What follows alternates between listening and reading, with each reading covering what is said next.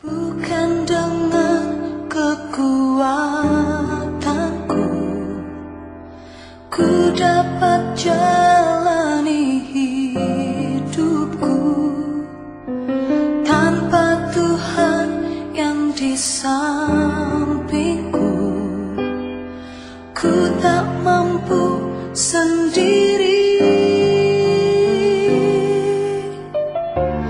Engkaulah kuatku yang menopangku.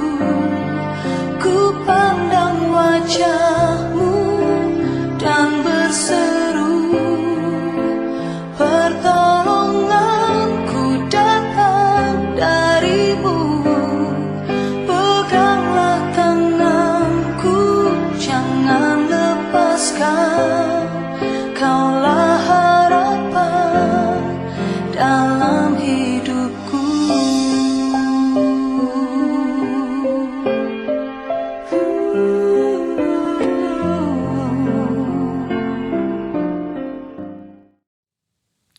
Shalom, selamat pagi, salam damai sejahtera bagi kita semua. Saudara-saudara yang terkasih dalam Yesus Kristus, sebelum kita kembali dalam berbagai aktivitas kita, mari bersama-sama kita mendengarkan sapaan teduh kita dan sebelumnya kita berdoa. Terima kasih ya Bapa buat kebaikan-Mu di hari ini. Engkau berikan kami kesehatan, waktu dan kesempatan untuk bersama-sama kembali merenungkan kebenaran firman Tuhan dalam sapaan teduh kami. Kiranya Bapa yang tolong kami untuk bisa memahaminya dan menjadikannya menjadi alat yang menuntun kami untuk bisa menjalani hidup semakin baik. Dalam nama Yesus kami berdoa. Amin.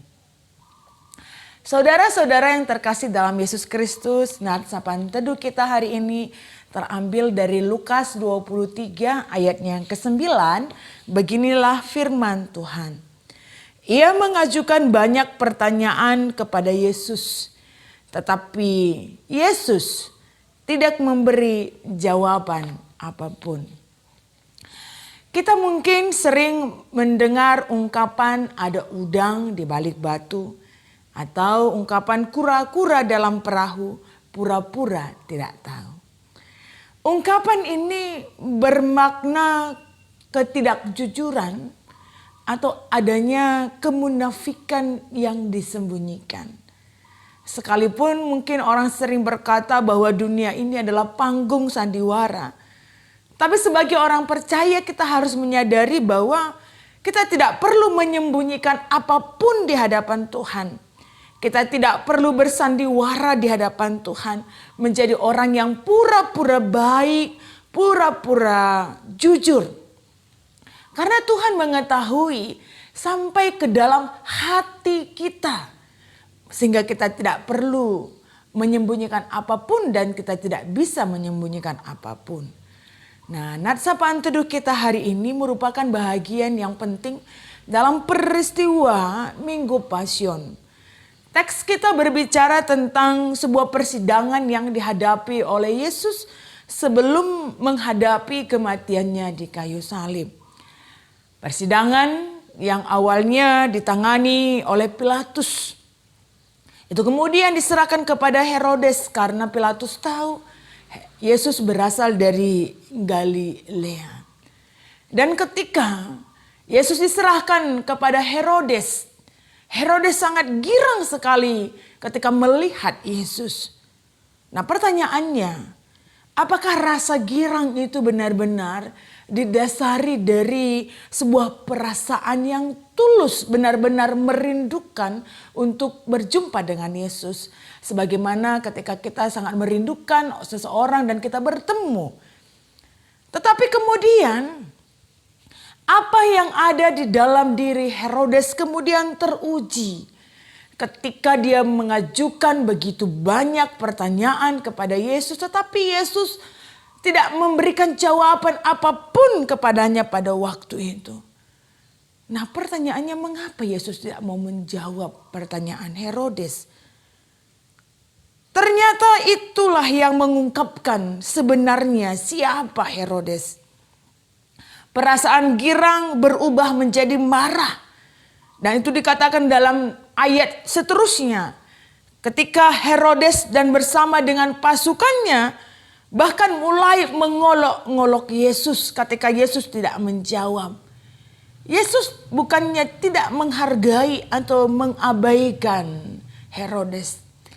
Tetapi sebenarnya Yesus sangat tahu bahwa Herodes adalah orang yang hatinya begitu keras. Sehingga pertanyaan yang diungkapkan dalam Markus 14 ayat 61. Ketika Herodes berkali-kali bertanya, apakah engkau Mesias, anak yang terpuji? Itu merupakan pertanyaan yang hendak menguji Yesus. Dan Yesus tahu itu. Di dalam diri Herodes, dia menyembunyikan maksud tertentu untuk menjebak Yesus. Oleh sebab itu saudara-saudara yang terkasih, sebagaimana diungkapkan dalam Titus 3 ayat 9 mengatakan, hindarilah persoalan yang dicari-cari dan yang bodoh, persoalan yang tidak berguna dan sia-sia. Dan Yesus melihat bahwa tanya jawab yang dilakukan oleh Herodes kepada Yesus adalah sebuah persoalan yang dicari-cari, persoalan yang tidak berguna, persoalan yang sia-sia. Yesus tidak mengabaikan siapapun. Tetapi Yesus tahu apapun jawaban Yesus. Dan sekalipun Yesus akan menerangkan dengan begitu detail tentang siapa dia. Maka semua itu tetaplah sia-sia.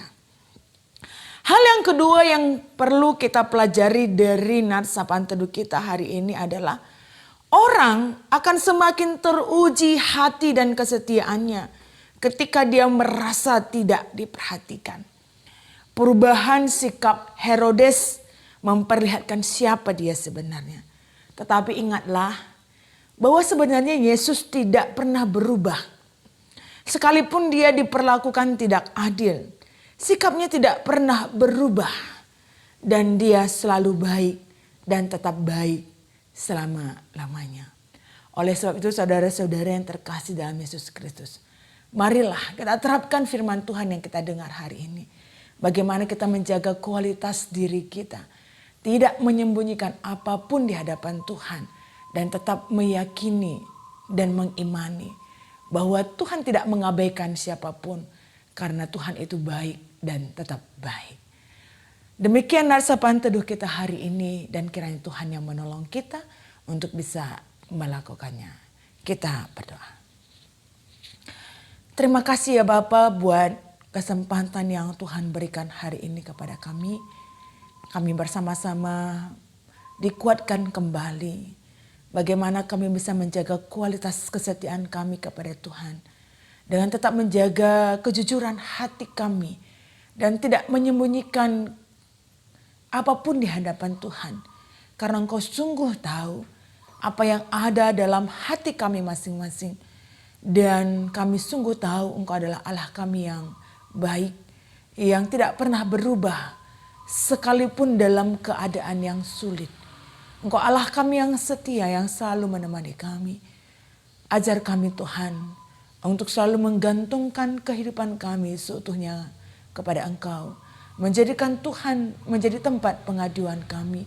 Karena kami percaya Engkau selalu mendengar kami. Kami juga berdoa ya Tuhan, khusus buat saudara-saudara terkasih kami GBKP Runggun Celilitan.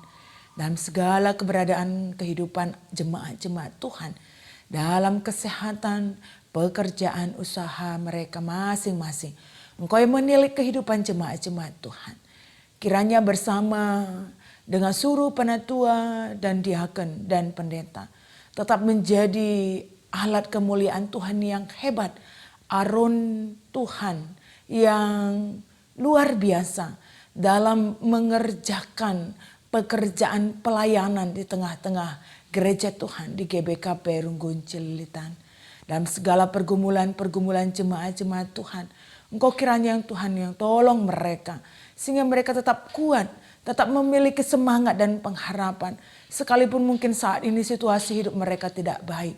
Tapi di dalam Tuhan mereka akan mampu melewati itu semua. Kami berdoa buat seluruh pelayanan yang sudah diprogramkan di GBK Perunggun Celilitan. Kiranya Tuhan yang memberkati itu semua, sehingga semua bisa dilakukan sebagaimana yang sudah dijadwalkan. Bersama dengan pengurus PCC, pengurus kategorial. Kiranya Tuhan juga yang menjadikan mereka menjadi kawan sekerja Tuhan, yang akan mempermuliakan Tuhan dan mengajak seluruh jemaat-jemaat Tuhan untuk selalu menyerahkan kehidupan mereka kepada kebaikan dan berjalan seperti yang Tuhan inginkan. Terima kasih ya Tuhan, kami akan kembali dalam berbagai aktivitas kami hari ini. Kiranya Bapa yang tolong kami untuk bisa menjalani hidup kami dengan baik. Dan marilah kita berdoa seperti yang sudah diajarkan oleh Tuhan kepada kita semua. Bapa kami yang di sorga, dikuduskanlah namamu, datanglah kerajaanmu, jadilah kehendak-Mu di bumi seperti di sorga.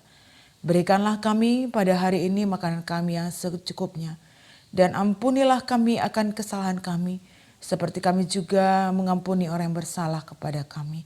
Dan janganlah membawa kami ke dalam pencobaan, tetapi lepaskanlah kami daripada yang jahat. Karena Engkaulah yang mempunyai kerajaan dan kuasa dan kemuliaan sampai selama-lamanya. Amin.